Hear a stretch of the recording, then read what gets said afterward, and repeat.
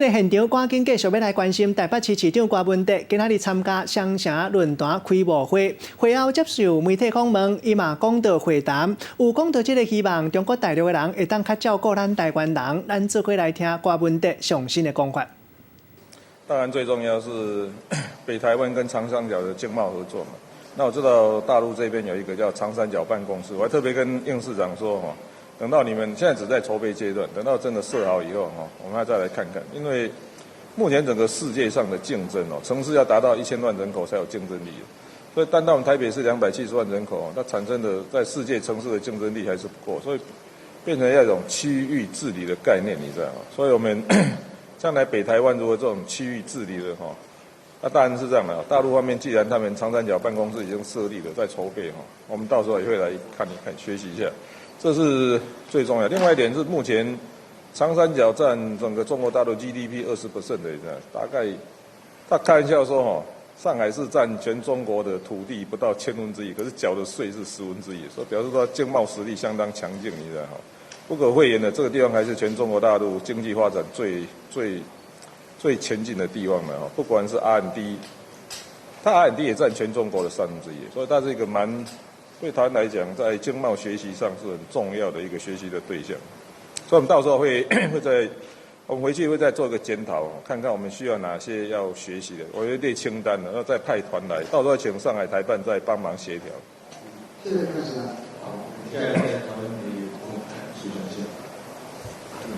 我觉得太小声听，你讲到这个讲。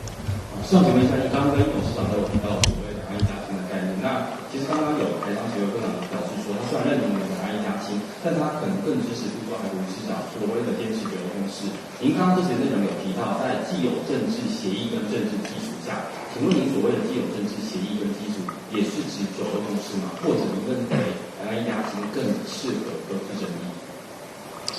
那在所谓。因为这样的哈，作为文明国家，你知道哈，签的协约还是算嘛。那所以我们在尊重过去互动的历史嘛，还这个更重要是有签订的合约，你知道哈，这还是不能因为政党轮替而去做变更嘛哈，这还是文明国家该有的现象。那所以这个只是表明说我们还是一个会守法，大概是这个意思，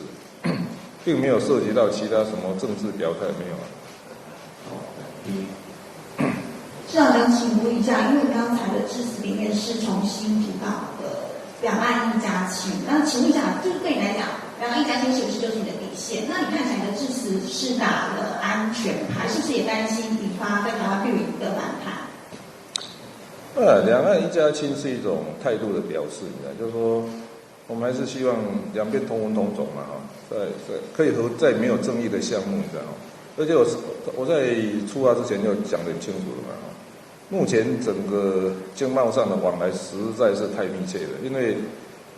你看看我们这一次来，你知道，我们要拜访，特别到明天，你知道，我们拜访台资的企业哦，台资连这一栋旅馆都是台资办的旅馆，你知道吗？